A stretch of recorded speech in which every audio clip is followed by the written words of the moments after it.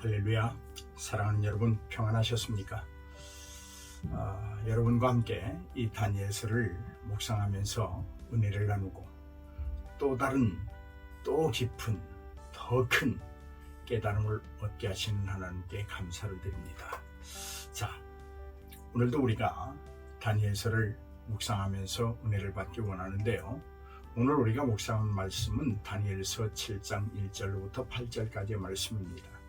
그런데 이제 오늘부터는 여러분 좀 더 깊이 있는 강의를 위해서 한 절 한 절 읽으면서 강의해 보려고 합니다. 자, 1절은 우리가 어제 살펴보았고요. 오늘은 2절 말씀부터 출발해 보려고 합니다. 2절 말씀을 함께 합독하십니다. 다니엘이 진술하여 이르되 내가 밤에 환상을 보았는데 하늘에 네 바람이 큰 바다로 몰려 불더니. 아멘. 이제 다니엘이 자신이 본 환상에 대하여 진술하기 시작합니다. 다니엘은 밤에 환상을 보았습니다. 그 환상의 모습은 하늘에서 일어난 네 개의 바람이 바다를 매우 휘저은 다음에 다니엘에게 보여주는 환상입니다. 그런데 여러분, 이 2절에서 좀 관심을 가져보려고 하는 단어가 있습니다. 그것은 숫자 4를 가리키는 넷이라고 하는 단어입니다. 여러분, 우리가 보편적으로 숫자 4는 땅의 완전 숫자라 그렇게 해석합니다.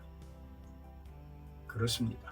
여러분, 나침판의 동서남북을 상징하는 것으로 하늘에서 일어난 바람이 넷이었다라고 하는 말은 모든 방향에서 동시에 바다를 휘저을 수 있는 위력으로 동시에 일어났다고 하는 그 모습을, 그 위용을 표현하는 방법입니다.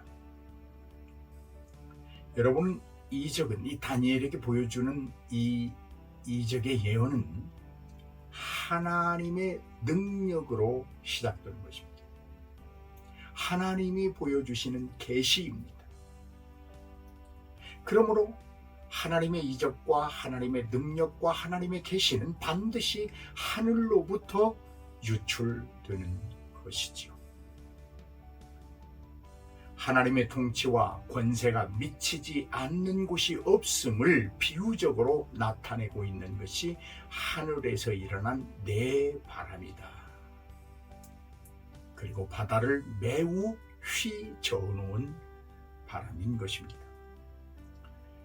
여러분, 우리가 살고 있는 이 육지는 바다로 둘러싸여 있는 조그마한 땅에 불과합니다.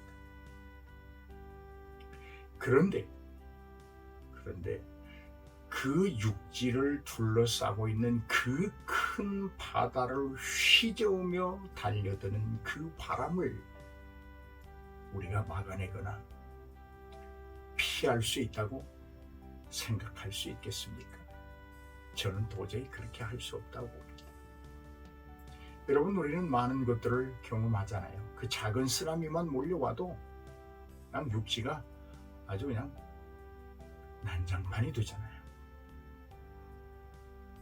여러분, 심판이든 구원이든 저주든 복이든, 아니 좋습니다. 오늘 말씀을 근거로 바다든 육지든 하나님의 섭리 앞에서 우리는 한 줌의 먼지에 불과하다고 하는 것을 오늘 다니엘의 환상에 대한 진술 첫 시간에 우리는 깊이 깨달아야 될 줄로 믿습니다.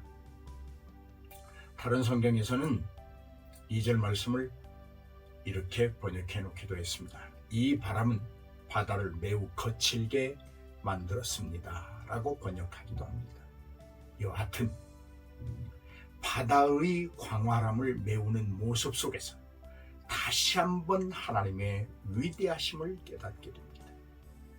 그분의 능력은 무한합니다. 그분은 당신의 임의로 무엇이든 할 수 있는 분이십니다. 그러므로 우리가 알고 있는 하나님은 우리의 지혜 이상으로 위대하시다고 우리는 고백하게 되는 것입니다. 이제 3절 말씀입니다. 큰 짐승 넷이 바다에서 나왔는데 그 모양이 각각 다르더라. 아멘. 하늘로부터 시작된 바람이 바다를 휘저은 다음에 그 바다에서 모양이 다른 네 짐승이 올라옵니다. 그 짐승은 사자요, 곰, 표범, 그리고 이름이 밝혀지지 아니한 짐승입니다. 여러분, 이 짐승의 특징을 좀 살펴보면요, 그렇습니다. 첫째로 사자라는 짐승입니다. 이 사자는 동물의 왕이라고 표현되고 있는데 묘한 모습을 가지고 있습니다. 사자는 사자인데 독수리의 날개를 가졌더라. 어울리지 않지요. 그런데 어떻게 보면 굉장한 어울림이 있습니다. 땅에서는 짐승이 왕이요, 하늘에서는 독수리가 조류의 왕인 것처럼 사자의 위용을 가졌는데 거기에 독수리의 위용이 얹혀져 있는 모습, 놀랍습니다. 그런데요, 그 날개가 뽑혀버립니다. 그리고 그는 사람처럼 두 발로 서게 되고 사람의 마음을 가진 사자로 표현되고 있습니다. 재밌는 표현입니다. 두 번째로는 곰이라는 짐승입니다. 곰이 누워있는데 한쪽 몸을 들고 있습니다. 얼마나 힘들겠습니까? 그런데 그 곰이 자기 입의 이와 이 사이에 새 갈빗대를 물고 있더라. 물고 있더라. 뭔가 지금 자기보다 약한 이들을 도륙하고 삼키는 모습을 보여주고 있습니다. 그런데 많은 사람들이 그에게, 곰에게 말하기를 일어나서 많은 고기를 먹으라, 너의 배를 채워라 라고 말합니다. 역시 우리가 흥미롭게 한번 묵상해 볼 말씀입니다. 세 번째는 표범과 같은 짐승을 말합니다. 그런데 여러분, 사자가 독수리의 날개를 가졌던 것처럼 이 표범은 새의 날개를 표범 등에, 자기 등에 넷이나 가지고 있더라, 그렇게 표현합니다. 그뿐만이 아닙니다. 이 표범은 머리도 넷을 가졌고 그리고 권세를 받아 가지고 있더라, 그렇게 표현합니다. 누구에게 받은 권세인지 궁금합니다. 잘 살펴보도록 하십시다.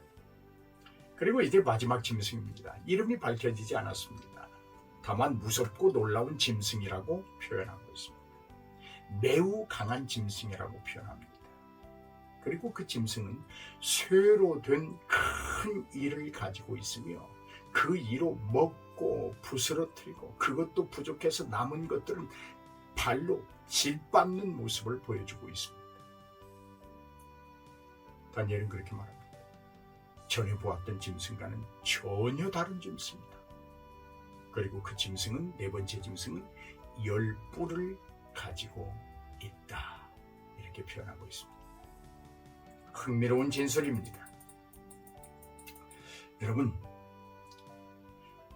바다에서 올라오는 이 각각 다른 짐승,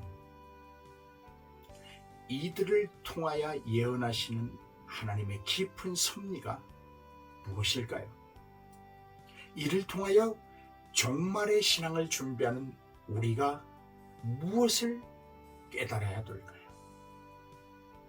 궁금하시죠? 저와 함께 기도하면서, 말씀을 묵상하면서 앞으로 살펴나가도록 하십시다.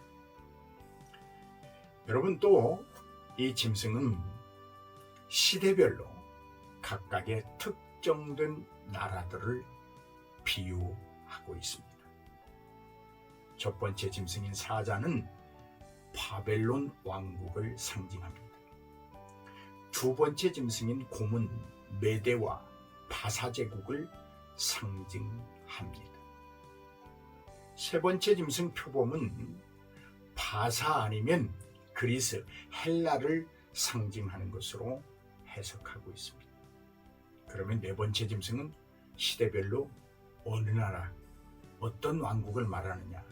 그건 세 번째 짐승을 어떻게 해석하느냐에 따라서 달라질 수 있습니다. 세 번째 짐승을 바사 혹은 그리스 이렇게 표현한다면 또 다른 해석을 가져옵니다. 그런데 세 번째 짐승을 바사라고 한다면, 표범을 바사라고 표현한다면 네 번째 짐승을 헬라라고 표현할 수 있겠지만, 만약 세 번째 짐승인 표범을 헬라 제국을 상징한다고 표현한다고 하면 네 번째 짐승은 로마를 가리키는 것으로 해석합니다. 자, 사랑하는 여러분, 어떻습니까? 오늘 매우 짧은 강의이지만 정말 터득해야 되고 깨달아야 되고 기억해야 될 내용들은 풍부한 줄로 믿습니다. 혹시 여러분 제 강의가 지루하거나 전달력이 부족해서 여러분이 이해하는데 어렵지 않는지 또 다른 근심이 있습니다만, 앞으로 저와 함께 차근차근 묵상하면서 이어가면 하나님이 놀라운 깨달음의 은혜를 주실 줄로 믿습니다. 오늘 하루 여러분 7장 1절부터 8절 말씀을 권면합니다. 10회 이상 소리내어서 통독하시기를 바랍니다. 그리하면 저에게 주시는 깨달음의 은혜보다도 더 큰 깨달음과 은혜로 하나님이 여러분에게 역사하시고 나타나실 줄로 믿습니다. 그런 깨우침의 은혜가 있기를 주의 이름으로 축복합니다.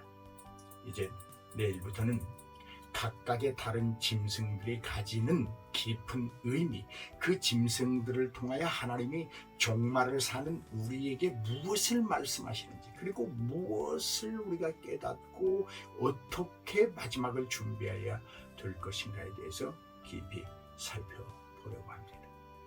그러기 위해서 여러분, 오늘 하루 기도하면서 승리하는 저와 여러분이 되기를 주의 이름으로 축복합니다.